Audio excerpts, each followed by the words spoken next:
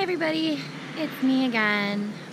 Today is December 6th, 2017, and today is the day I finally get to go home to America after 3 months of being away.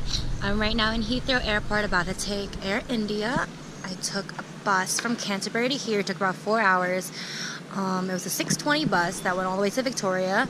And then from Victoria coach station at 9:30, I took a bus that took me here by 10:10. And I got through customs and checking in within like 20 minutes. So it's like 11 o'clock and I have nothing to do. But yeah, the Heathrow Airport's great. I would definitely recommend if you're traveling from Canterbury to to Victoria or like to any like airport, to definitely take buses. They are so much cheaper than trains, and they are not that bad. They're pretty comfortable and they get there pretty reliably. I would say that the whole trip for me cost about £16. The only issue was I had to get up really early for it. But had I taken the train, I would have saved a couple hours. It could take about like 4 hours. Had I taken a train, I might have saved like 1 or 2 hours, but it really wouldn't have made a difference for me, just because the pricing was like £60, £40. So this was so much better. But yeah, so this is the end of my first semester here in England. I am currently studying Applied Behavioral Analysis Masters. And for those who don't really know, that's a behavioral science about understanding behavior, how it happens, and how to change it. So more specifically, I'm planning to work with children with autism. I plan on becoming a board-certified behavioral analyst. I do 1 year master's here, 1,000 hours of clinical services back in the States, and then I can sit for my exam and be certified there. So basically, I'll be designing and implementing plans for children with autism, like understanding how they learn and how best to teach them, and also understanding their functions of challenging behavior and being able to help them overcome it or teach them new behavior so they don't engage in self-injurious behavior or like destructive behavior that might affect them in the future. But yeah, my first semester here in Canterbury was amazing. England was amazing. There are a lot of different things that I didn't know about England. My one colleague always says that, you know, America and England are two different countries that are separated by the same language, pretty much, essentially, which is true. They say a lot of things that we don't say, like instead of bruh, they say bruv. Instead of mad, like mad cool, they say bear cool. I don't know. Food here is not that great. Would not recommend it. Anyone who says that food has improved is lying. There's no variety. I've cried. There's no Cheetos here either, so if you like Cheetos, be warned. I have not had Asian food or Korean food in 3 months, and I am dying.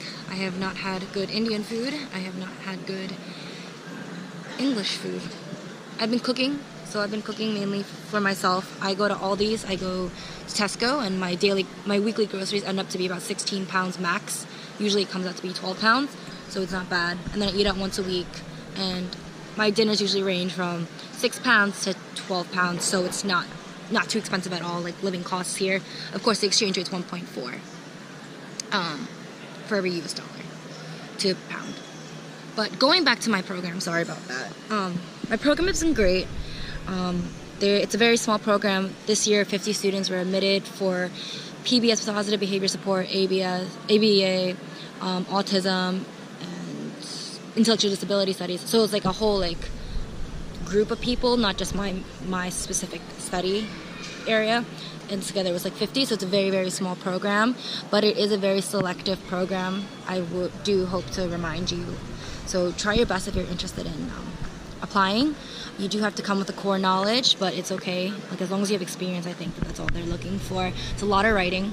It's about, I have to write at least a 3,500 word essay to 4,000 word essay at least once a month about a different topic, along with other little interspersed topics and essays as well. Those range from like 1,000 words to like 2,000, so it's not too bad, but it's not too hectic.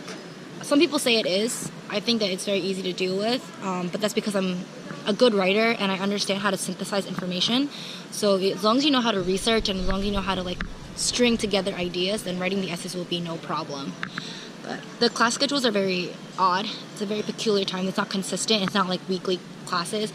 In September, I only had 3 days of classes. October, I only had 3 days of classes. So I had a whole month in between. But then November, I had 3 weeks of classes. And then I get off early. So I'm leaving now, but school usually doesn't end until December 15th. But I come back January 6th because I have classes that start at January 8th. but classes for other people started January 15th. And then January is kind of like 1 or 2 classes, and then February is packed again, and then March is 1 or 2 classes, and everything like that. The main assessments are just usually the assignments, and then we don't really get tested until May, which I think is very odd because I don't know how they expect us to remember everything, but then again, I'm American, so it might just be the British system. Dissertation, so if you're a full-time student, you have to write a dissertation of 10,000 words or more. If you are a part-time student, you can choose between dissertation or practice-based theory. Practice-based is basically you go out into the field and you do schoolwork for yourself. A lot of people are doing part-time and they are doing the practice-based. I think that some people find it difficult to do part-time just because of the traveling. I know some people travel from Edinburgh, some people travel from London. Every day they have class, and I think it's taxing. But then again, 1 hour travel for me is a lot, but for them I guess it's like nothing. Someone told me that going back to Essex from Canterbury during rush hour took her 3 hours, and I don't think I could ever do that. And then she had to come back the next day, like really early. So she had to wake up at 6 to be at class at 9. So it's totally up to you. The teachers are amazing. They really care and they're really great. Kira Patton is absolutely amazing. She is so on point. She is so knowledgeable. She's an intellectual, and she is definitely a professional. She knows what she's talking about, and she has so much information to give and so much for me to learn from. I love my dissertation professor, Peter Baker. He's absolutely like not only funny and witty, but he's also like so sharp. Like I can't even compete with like his level of thinking, and I'm so excited to be working with him. And Peter McGill is a forefront in motivating operations and behavior. So I mean, doing these reviews, doing these assignments, I'm looking at papers and I'm realizing, wow, like all these people like that are teaching me, they are the ones writing these papers. So the staff here is absolutely incredible and absolutely acclaimed, and I am so honored to be able to learn from them.